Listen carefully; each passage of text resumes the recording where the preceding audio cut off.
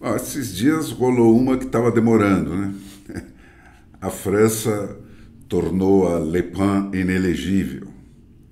É lá com uma história de que ela teria pego 4 milhões de euros, 4,4 milhões de euros da União Europeia e usado na eleição. Imagine o que é isso perto do que rola nos governos do mundo, né? E principalmente com os vícios todos que tem o da França. Mas por conta disso, ela foi condenada aí a 2 anos de prisão domiciliar, né, e mais 5 de inelegibilidade com antecipação da sentença para antes do recurso, né, que pode demorar ainda, porque a eleição está marcada aí para 2027 e eles acham que o recurso não fica pronto até lá. Então, quer dizer, estamos aí no padrão, né? Estava demorando porque nós aprendemos tudo com os franceses, né? Os franceses que vieram aí para a USP, enfim, é aquela democracia meia sola dos europeus, né? Então, tá aí, o mundo vai entrando nesse padrão, né, dos democratas da esquerda, né, com os seus 5 jornais, os seus 5 bancos, as suas 5 redes sociais, as suas 5 petroleiras, as suas 5 redes de supermercado, cada vez menos. Cada vez menos, cada vez menos concorrência, né, cada vez mais esses grupos gigantes bancando esses caras, cada vez mais eles todos lutando juntos para não perder os seus privilégios. E como o povo não está acreditando mais nem um minuto nessa gente, né, cada vez mais eles botando fora do páreo no tapetão todos os seus concorrentes. Né? E cada vez mais, gente, os únicos países que escapam dessa forma nova aí de ditadura são aqueles que estão sob o controle direto do povo, né? Aqueles que têm equipamentos de democracia direta, como a Suíça e os Estados Unidos, dos estados para baixo, que copiaram o sistema suíço. Naqueles países dependentes exclusivamente dos checks and balances dos 3 poderes, onde tudo morre, no final das contas, no judiciário, né, cada vez mais aquele vaticínio do Tocqueville vai se cumprindo. Eu já mostrei aqui algumas vezes isso, mas deixa eu tirar para vocês mais algumas das frases do Tocqueville no capítulo que ele escreve sobre o poder judiciário. Aspas. A aristocracia americana está na bancada dos advogados e na bancada dos juízes. Os homens que se dedicam ao estudo das leis tiram daí hábitos de ordem, o gosto pelas formas e um amor instintivo pelo sequenciamento das ideias que naturalmente os tornam muito opostos ao espírito revolucionário e às paixões imprudentes da democracia. Eles formam uma espécie de classe privilegiada. Nós encontramos na alma dos advogados os gostos e os hábitos da aristocracia, uma inclinação instintiva pela ordem.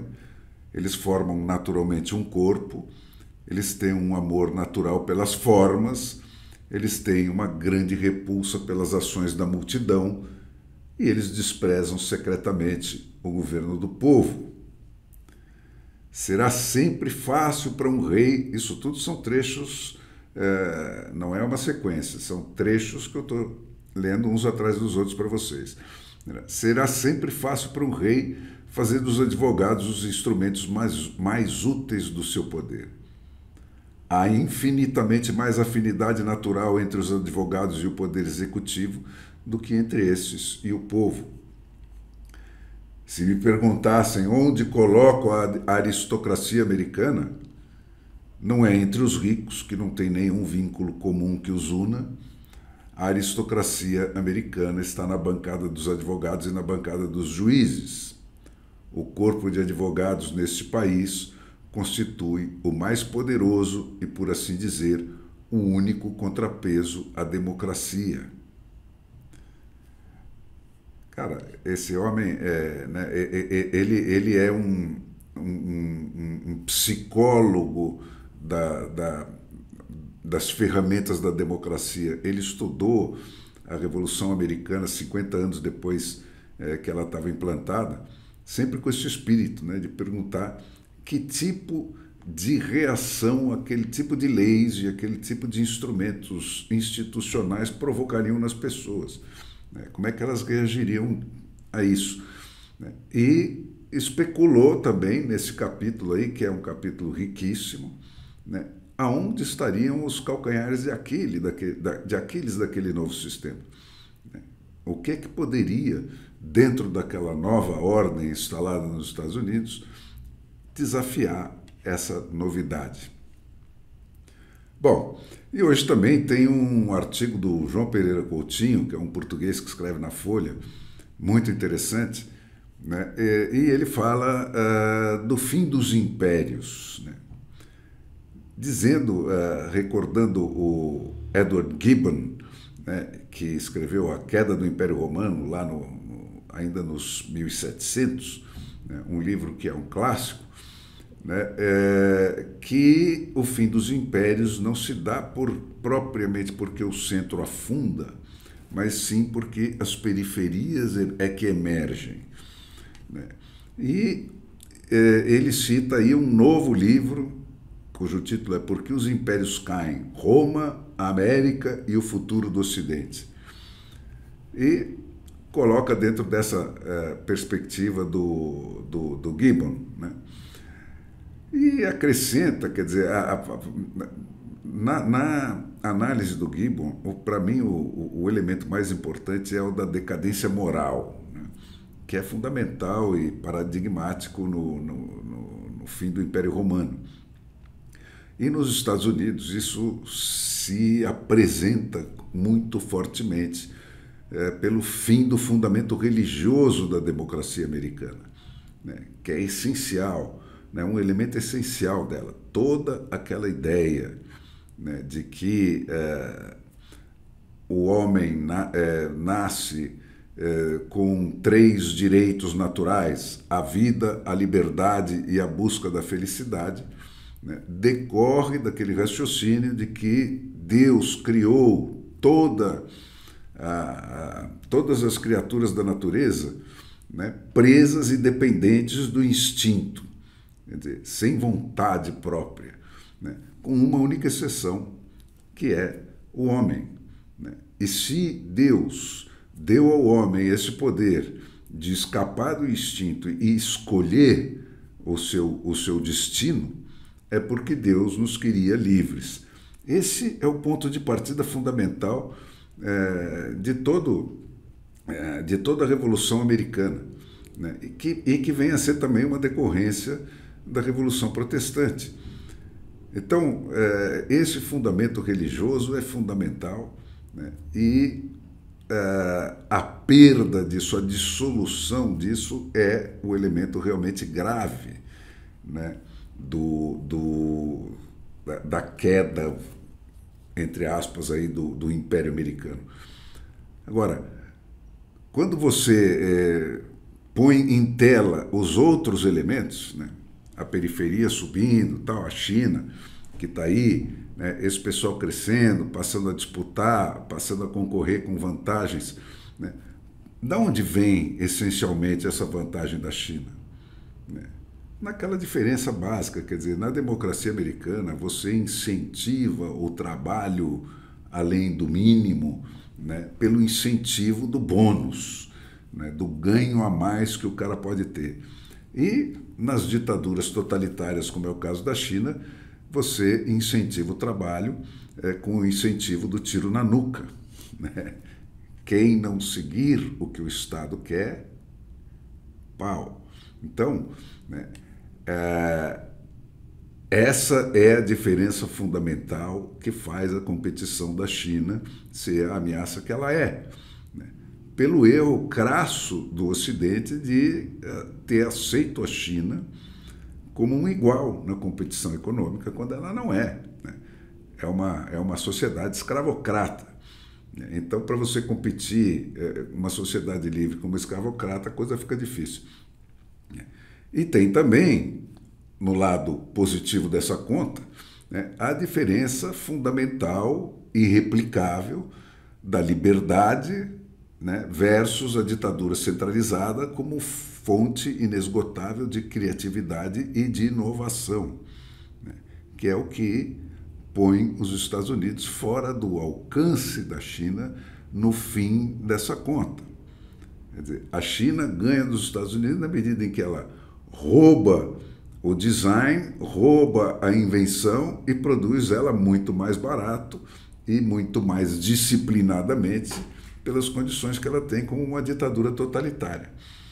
Mas daí para frente ela perde, né, na criatividade, na inovação, na capacidade de reagir aos acontecimentos. Então, cara, aí é que eu ponho em tela essa ideia que fica sempre martelando na minha cabeça. A falta que faz a tarifa de proteção de direitos, né? E não essa tarifa burra do Trump, né? De que é uma tarifa de sustentação de privilégios, né? De dar garantias para os produtores, como ele é um tycoon, um super empresário, não sei o que, ele pensa com esse tipo de cabeça pequena, né? Mas a tarifa que se justificaria é a tarifa de proteção das conquistas fundamentais da civilização ocidental, que são os direitos do trabalho, né, o valor do salário, o valor da propriedade intelectual e da invenção. O Ocidente deveria ter tarifado desde sempre, né, os produtos chineses que chegam sem os custos de pesquisa e desenvolvimento, né, e sem os custos dos direitos de trabalho. Né. Por quê? Para proteger os salários e os direitos do trabalho do Ocidente. Né. Porque se não for assim, a única maneira de você competir com a China é você achinesar os salários ocidentais, né, e partir para a mesma putaria que eles praticam contra a gente, que é o que está acontecendo, né, e é o que causa essa insatisfação gigantesca que você vê no mundo. Porque pela primeira vez os americanos estão andando para trás, estão ganhando menos que os seus pais, né? Acabou o viés antitruste da democracia americana, né? Partiram para a corrida para os monopólios, que esmaga todos os direitos individuais. Então, quer dizer, se houvesse um estadista no governo americano hoje, ele estaria aplicando tarifas, mas com esse discurso, que é muito melhor do que o do Trump. Também tem hoje de interessante no Valor, né, um artigo do Luiz Shimura, da Getúlio Vargas, né, mostrando a gastança dos entes subnacionais brasileiros. Quer dizer, a fonte principal do déficit deixou de ser o governo federal e passou a ser os governos estaduais e municipais. Né? Então, a questão não é pôr o gasto nas mãos do segundo time, né? É pôr todos os times debaixo do tacão do povo. É assim que você controla esse tipo de coisa.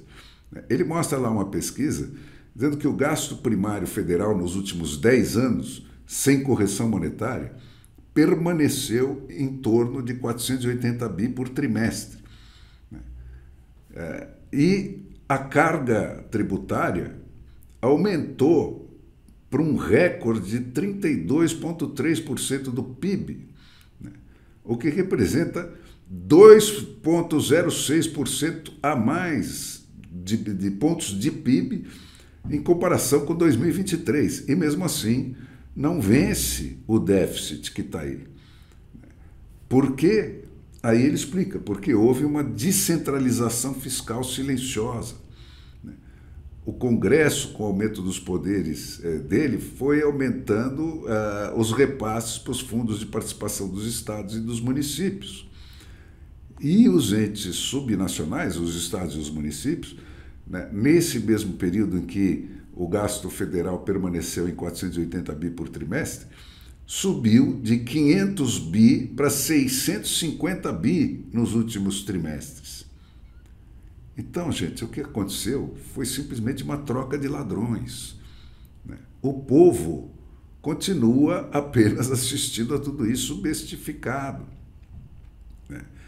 E, além disso, quer dizer, além do aumento da gastança dos estados e dos municípios, né, como os estados têm esse poder, né, eles ainda põem por cima disso a guerra fiscal, né, e aumentaram as recusas fiscais para incentivar empresário para sair de um estado e ir para outro, né, de 1 ponto percentual do PIB para 2,5 percentual do PIB nesse período, né? Então, o que você tem, né? Uma gastança dos estados e municípios aumentando, com isso cresce muito fortemente o número de reeleições nessas duas instâncias de poder, né?